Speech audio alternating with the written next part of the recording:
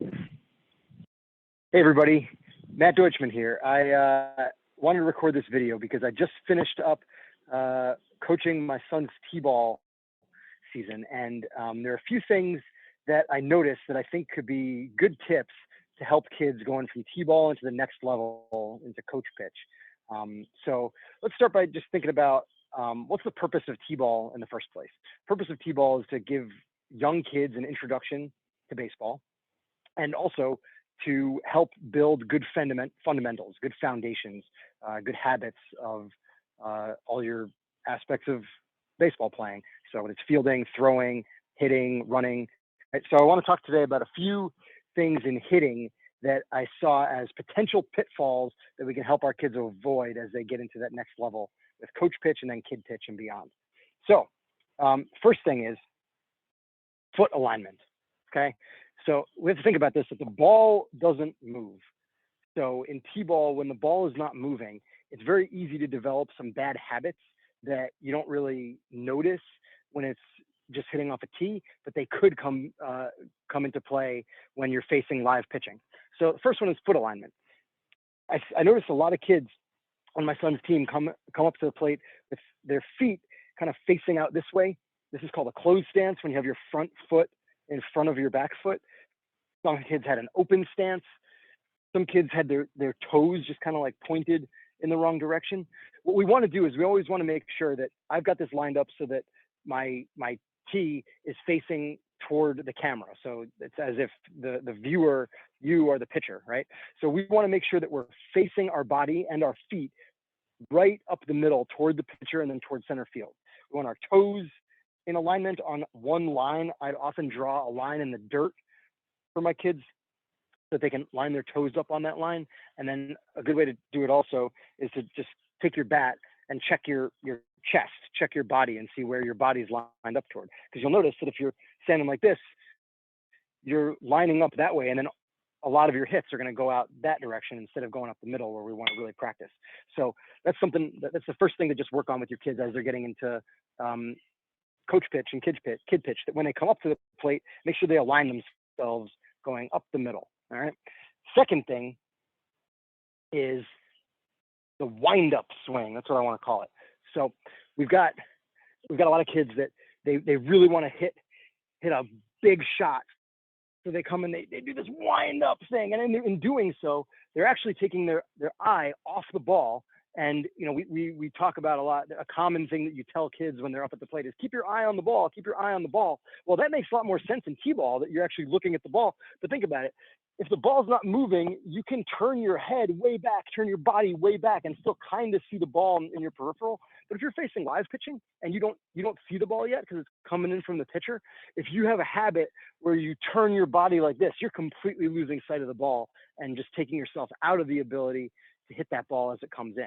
So we want to avoid that wind-up swing. We want to just have a steady batting stance where we take a swing and go straight to the ball. We don't want to go like this. We don't want to have this big wind-up to try to hit a big shot. We want to just start with our normal batting stance. Maybe we do a little bit of it's called a load-up, and maybe we talk about that at older ages, but you want to just stay steady and stay so that your head doesn't move and your head can stay watching the ball. All right. Number 3, hands down. I saw a lot of kids come up and they just have their hands in this lower position. And I think that what that comes from is that, when kids watch baseball, they see a lot of players hitting home runs, and we love home runs. Everybody digs the long ball, right? But we don't want to get into bad habits of having a batting stance that sets us up for a poor swing, right? So if you have your hands down like this, it's a weaker swing, and the stronger swing actually starts from over here because you can have more leverage coming down to the ball. So what you're setting up for if you have your hands down is more moving parts in your swing, because in order to have a stronger swing, you're going to have to bring your hands back up and then to the ball. So rather than doing that, we want to just start in a comfortable position right here with our hands like this, relaxed.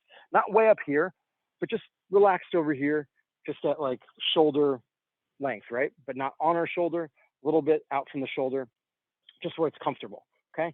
And then we can take a really nice swing right at the ball. We want to avoid having the hands down. Number 4 is kind of related. Again, with the appeal of the home run, a lot of kids have an uppercut swing. And again, when the ball's not moving, it's very easy to just kind of logically look at it and say, well, if I want the ball to go up in the air, I'm going to swing up toward the ball. But that uppercut can set you up for really bad habits when you're facing live pitching. And so, it can come from that hands down position, trying to lift the ball like that, or even from a regular batting stance position with the hands, just having this kind of loopy swing where you try to really loft the ball up with your swing.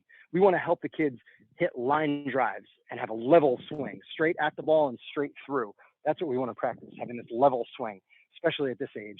So let's try to avoid either the hands down coming up to the ball, or even starting in the right place, but having this uppercut where the shape of your swing becomes kind of a loop instead of direct at the ball and then a level swing.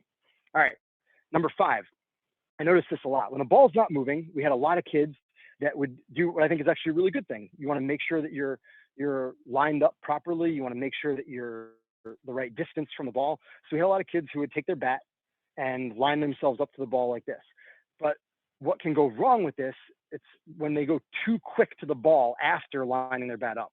So we saw a lot of kids, they would go like this, line themselves up, and then they would just, because they're so eager to hit the ball, they just do this, this quick backswing. So we want to encourage the kids, after they line themselves up, to come back into their batting stance, take a breath, relax, rest in the batting stance for a beat, then take a swing to the ball, so that your batting stance is its own, individual aspect of the swing that comes after lining yourself up. Lining yourself up is something that you do as kind of like pre-work before the swing. So first you line yourself up, then you come back into your batting stance, you wait, then you take your swing. Okay. So number 5 is we don't want to be too quick to the ball like that. Okay. And number 6, I think, is something that we all notice, and it's one of the most obvious, and that's what I like to call the spin around. I think we've seen that whether the kids hit the ball or not. We see a lot of this. We see the kids swing so hard that they spin themselves all the way around, and it's obvious why this is no good.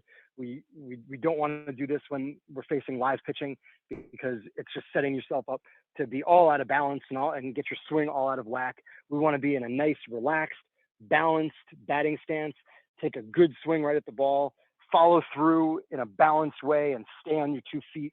We don't want to spin all the way around. We want to just take a really relaxed approach and then a really balanced swing. So if you can help your kids avoid those 6 things, they'll be set up really well to get into coach pitch and then kid pitch. So just real quick again, number 1 is the foot alignment. Number 2, avoiding the wind-up swing. Number 3, don't have the hands down, have them up here in a relaxed position. Number 4, avoid the uppercut, whether it comes from down or if it just is a loop coming from up. Number 5, don't be too quick to the ball after lining yourself up. And number 6, avoid the spin around. Just take a nice even keel swing. Well, I hope you got something out of this. Hope this was helpful for you and your kids. If you found your way to this YouTube channel, one way or another, appreciate you being here. I also write children's books, and so that's what you'll find a lot of the content is devoted to on this channel. So feel free to check it out. There's a lot of story times with my books and books from other great authors, and a lot of author talks with other children's authors and some different resources, some recordings of sing-alongs of songs that I've written that pair with each of my books. So hope you enjoy it, and we'll put some more baseball content up here as well. Take care.